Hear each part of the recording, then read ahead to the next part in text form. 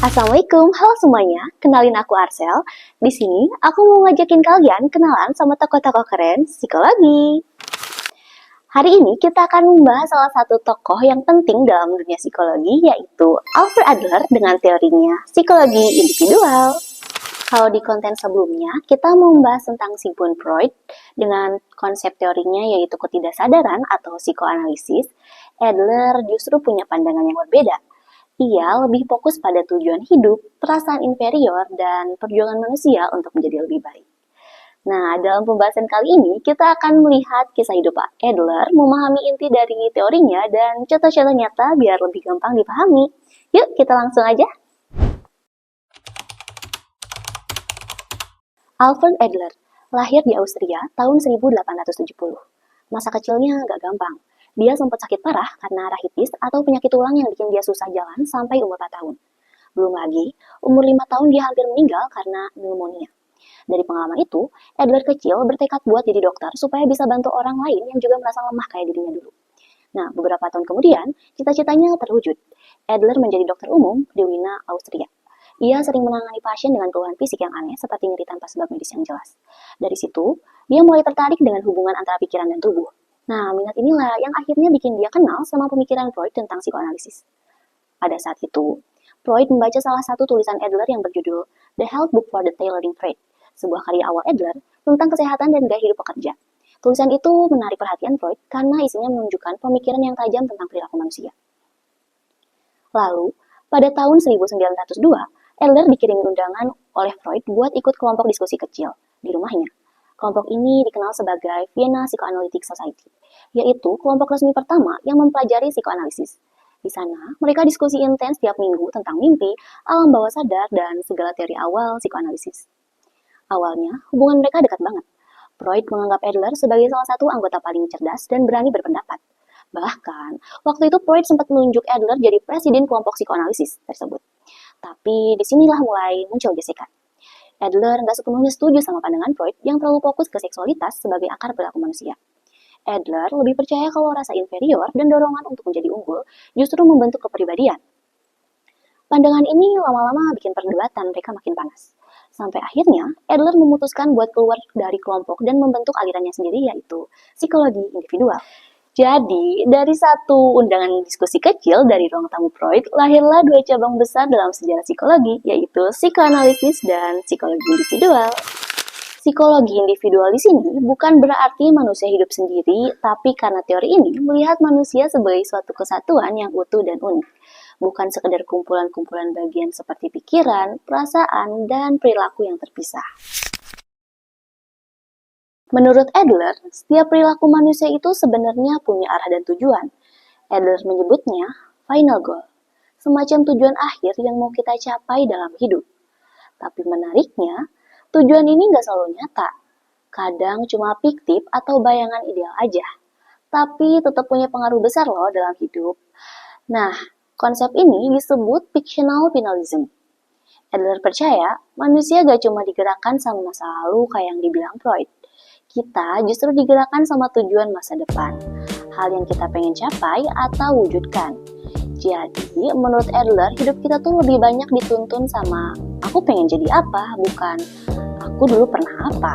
Contohnya, seseorang bisa punya keyakinan kayak aku harus sukses biar bisa dihargai orang. Mungkin itu cuma bayangan ideal, tapi keyakinan kayak gini bisa jadi motivasi kuat buat dia terus maju, belajar, dan gak gampang nyerah. Bayangin kalau kamu lagi kuliah di jurusan yang menurut kamu berat. Kadang pengen banget nyerah, tapi kamu terus jalan karena kamu punya tujuan gitu dalam hati. Misalnya, aku pengen buktiin kalau aku bisa banggain orang tua dan jadi orang yang sukses. Nah, tujuan kayak gitu tuh yang bisa jadi bahan bakar buat hidup kamu. Walaupun cuma fiksi atau harapan doang, tapi itu bisa ngarahin langkah kamu setiap hari. Menurut Adler, semua orang punya versi cerita ideal mereka sendiri. Dan selama tujuan itu positif, fiksi itu bisa jadi kekuatan besar yang membantu kamu tumbuh dan berkembang. Setiap manusia lahir dalam kondisi lemah dan terbatas. Karena itu wajar banget kalau kita punya perasaan inferior atau rasa rendah diri, atau juga yang sering kita sebut minder. Nah, menurut Adler, rasa minder itu bukan sesuatu yang harus dihindari. Justru itu adalah motivasi alami untuk tumbuh. Adler percaya, perasaan rendah diri itu bisa jadi pemicu buat kita terus berkembang. Saat sadar gitu ya, ada hal yang kurang dari diri kita berusaha nutupin kekurangan itu dengan memperkuat hal lain. Nah, proses inilah yang disebut kompensasi. Misalnya, ada seseorang yang tumbuh di keluarga dengan kondisi ekonomi pas-pasan. Sejak kecil, dia sering merasa minder dibanding teman-temannya yang serba berkecukupan. Tapi, rasa minder itu justru bikin dia termotivasi buat bekerja keras, belajar bersungguh-sungguh, dan cari peluang supaya bisa naikin ekonomi keluarganya. Akhirnya, dia berhasil bangun usaha sendiri dan bantu keluarganya keluar dari kesulitan. Nah, menurut Adler, inilah bentuk kompensasi yang positif, yaitu mengubah rasa kurang jadi semangat untuk berkembang.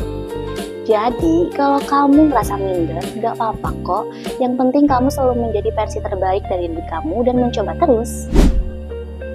Nah, kalau tadi inferioritas itu rasa rendah diri, sekarang ada yang namanya superioritas atau rasa lebih unggul. Jadi kebalikannya dari inferioritas. Nah, superioritas ini merupakan dorongan dasar manusia untuk menjadi lebih baik dan mengatasi perasaan rendah diri atau inferioritas. Adler bilang, kita semua berjuang untuk mencapai superioritas, tapi arahnya bisa beda. Kalau seseorang berjuang cuma untuk ngalahin orang lain, itu disebut superioritas pribadi. Biasanya muncul karena rasa rendah diri yang nggak terselesaikan. Contohnya, orang yang selalu ingin kelihatan paling hebat, suka merendahkan orang lain, dan nggak bisa kerja tim. Sebaliknya, superioritas pada orang yang sehat secara psikologi bakal berjuang untuk keberhasilan sejati. Dia tetap ingin jadi lebih baik, tapi bukan pamer, melainkan bisa berkontribusi untuk orang lain. Contohnya nih, seorang guru yang terus belajar bukan karena ingin lebih pintar dari rekan-rekannya, tapi karena ingin murid-muridnya mendapat pendidikan terbaik. Nah, itu tadi contoh dari perjuangan menuju superioritas yang sehat. Menurut Adler, manusia nggak bertindak berdasarkan dunia apa adanya, tapi berdasarkan cara mereka memandang dunia. Ini disebut persepsi subjektif. Misalnya, dua orang punya pengalaman yang sama, tapi reaksinya bisa beda. Satu orang menganggap kegagalan sebagai tanda dia bodoh, yang lainnya melihat sebagai tantangan untuk belajar lebih giat. Padahal situasinya sama, tapi cara memandangnya yang berbeda. Selain itu, Adler juga ngomongin soal kelemahan fisik atau organ inferiority. Buat dia, kelemahan bisa jadi pemicu motivasi kalau disikapi positif. Contohnya, seorang anak yang sering sakit bisa tumbuh jadi dokter karena dia ngerti gimana rasanya sakit dan pengen bantu orang lain, yaitu Adler sendiri. Tiap orang punya style of life atau cara khas berpikir, merasa, dan bertindak untuk mencapai tujuan hidupnya. Menurut Adler, gaya hidup ini terbentuk sejak kecil dari pengalaman keluarga, urutan keluarga, dan interpretasi kita terhadap dunia. Misalnya, anak pertama sering merasa harus jadi panutan, jadi cenderung perfeksionis dan bertanggung jawab. Sedangkan anak tengah mungkin merasa kurang diperhatikan sehingga lebih kompetitif. Kemudian, anak bungsu bisa menjadi lebih manja atau justru kreatif karena terbiasa mencari perhatian. Nah, yang menarik, Adler bilang kita punya daya kreatif atau creative power untuk membentuk gaya hidup kita sendiri. Artinya, meskipun kita dipengaruhi masa lalu, kita tetap bisa milih siapa kita dan mau jadi apa nantinya. Contoh, orang yang masa kecilnya penuh kritik bisa jadi memilih untuk tetap ramah dan suportif ke orang lain karena dia sadar, dia gak mau mengulang pola yang sama. Dia tahu gitu kalau misalkan dikritik itu gak enak, jadi dia lebih ramah ke orang lain. Jadi, menurut Alfred Adler, hidup manusia itu bukan tentang menghindari kelemahan, tapi tentang mengubahnya jadi kekuatan. Kita semua berjuang buat jadi versi terbaik dari diri kita, tapi perjuangan itu baru bermakna kalau juga membawa kebaikan untuk orang lain. Oh iya, Adler punya pesan yang simple tapi dalam banget, yaitu kebahagiaan sejati bukan soal menang atau kalah, tapi soal seberapa besar kamu memberi kontribusi pada dunia. Jadi, itu tadi pembahasan lengkap tentang Alfred Adler dan teori psikologi individual. Dari mulai masa kecilnya yang penuh perjuangan, sampai gagasannya tentang rasa rendah diri, minat sosial, dan daya kreatif manusia yang bisa membentuk hidupnya sendiri. Kalau kamu tertarik buat mendalami lebih jauh, aku rekomendasiin beberapa buku tentang teori Adlerian yang cocok banget buat mahasiswa psikologi ataupun kamu yang suka belajar tentang manusia dan makna hidup. Ini dia. Meskipun teori Adler sering dianggap sederhana dibanding Freud, tapi justru di situ letak keunikannya. Dia ngajarin kita untuk melihat manusia dengan cara yang lebih positif dan bermakna. Nah, sekarang giliran kamu. Pernah gak kamu ngerasa inferior atau minder, tapi malah itu yang bikin kamu berkembang? Tulis pendapatmu di kolom komentar.